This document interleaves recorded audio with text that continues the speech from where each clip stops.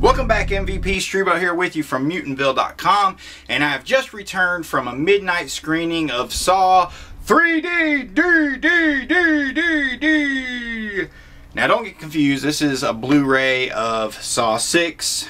It's not the Saw 3D Blu-ray. So sometimes people get confused when I wave around DVDs, but I just need something to wave around and make this video come alive in 3D, because that's exactly what the tagline is for this movie: the traps come alive. There are going to be some spoilers for the previous 6 Saw films. If you haven't seen those yet, just turn this off and go watch those first. But I'm going to try to keep this as spoiler free as possible for Saw 3D. Saw 3D picks up exactly at the end of Saw 6, where Hoffman is trapped in the infamous jaw trap that we originally saw Amanda trapped in the first Saw movie. Of course, he's been placed there by Jigsaw's wife, Jill, and he has to make his way out of it. Now, the overall plot of the movie actually follows the adventures of a guy named, a new character named Bobby Dagan, who is a Jigsaw survivor. And he's become somewhat of a profiteer by writing books and giving lectures and doing television shows and appearances about his experience of surviving the Jigsaw trap and encounter, and how that transformed his life and led him into a new and better and stronger life. The major plot line of the story is built around Bobby Dagan as he is captured by Jigsaw and put into an elaborate series of traps where he has to try to save not only himself, but his friends and his wife. And this is the basic framework for which the entire story builds around. And behind that, we have this ongoing subplot as everything's kind of resolved between Hoffman and Jill and Jigsaw's legacy and this, that, and the other. We have all these different things going on. So I don't want to get too deep into anything because I'm going to give you some spoilers here, but that's the basic framework. But the name of the game, as always with Saw, is traps. We have these amazing Rube Goldberg machines that we take in real life. We take an army of engineers to build, but amazingly we we believe that just 1 or 2 guys put it all together. That's kind of the laws for the Jigsaw Saw universe, and we just accept it. Otherwise, there wouldn't be 7 movies in this series. We would have given up on it long ago. And of course, this installment is in 3D, so those great traps are going to be jutting out at you out at the screen. Gore comes flying. We see viscera splattering everywhere. Brains, guts, body parts, anything you can imagine, you name it, it comes flying out at the screen. Now, mind you, the 3D is used sparingly. I was hoping they would just go to excessive lengths. As the old saying goes, nothing exceeds like excess. But unfortunately, Saw 3D did not quite go to those lengths.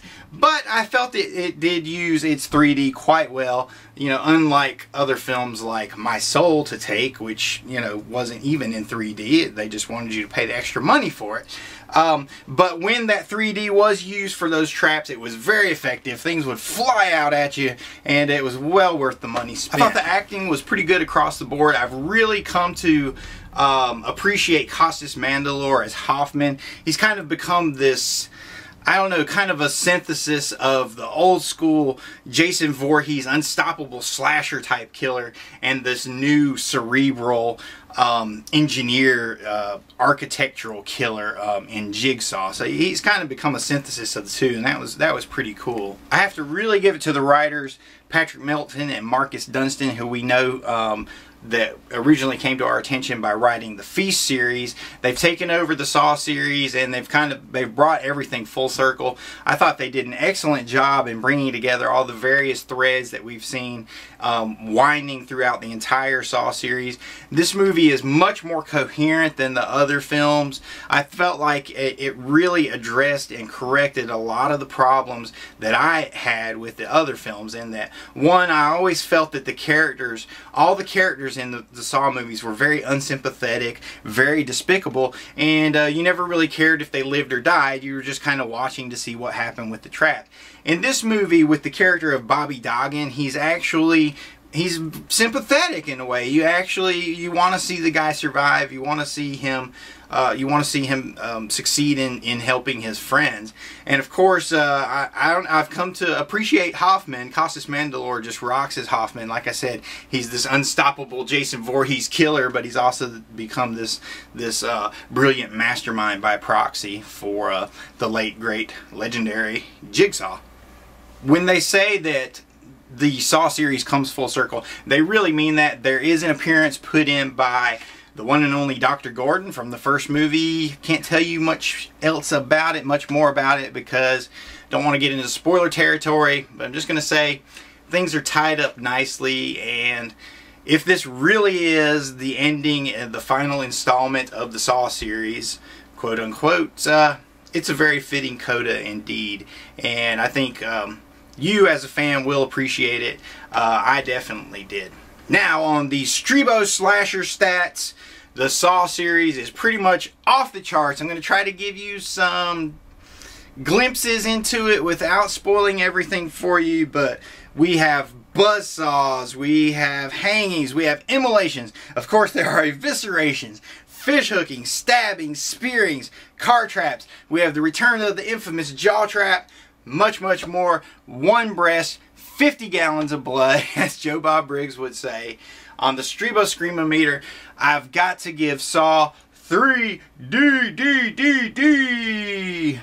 a 7 out of 10. Fittingly, a 7 out of 10 for Saw 7. It's a definite, vast improvement over the previous installments, and in my humble opinion, it brings the series together very nicely and is the second best film in the series behind James Wan's original, which kickstarted this whole thing. On the whole, I have to say, I really enjoyed Saw 3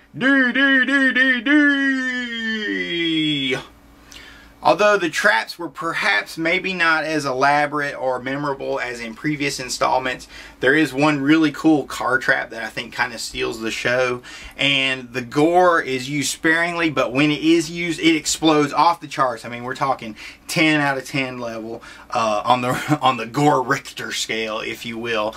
And if you're a gore hound like myself, you'll definitely enjoy that. And if you are a fan of the series, a fan of Hoffman, a fan of this bizarre Byzantine elaborate mythology that's been built around this Saw universe, you're going to appreciate how it's all tied together. So definitely get out, check it out this Halloween weekend. This is Streebo from MVPMutantville.com, reminding you that we are still running our Indie Gogo campaign to help pay for our Tales from Mutantville projects. We just shot 3 brand new short horror movies for you guys for our Tales from Mutantville project. Family Fiend, Indigo Child, and my Scarecrow slasher movie, Scarecrow at Midnight. And we are paying a ton of bills this week, so please guys, $5, $10, if you dig these reviews, if you dig the fact that we are original independent filmmakers bringing you something new in the hopes that you will enjoy it,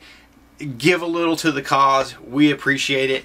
And as always, keep checking us out at Mutantville.com. And this is Streebo telling you have a great Halloween, and I'll see you next time.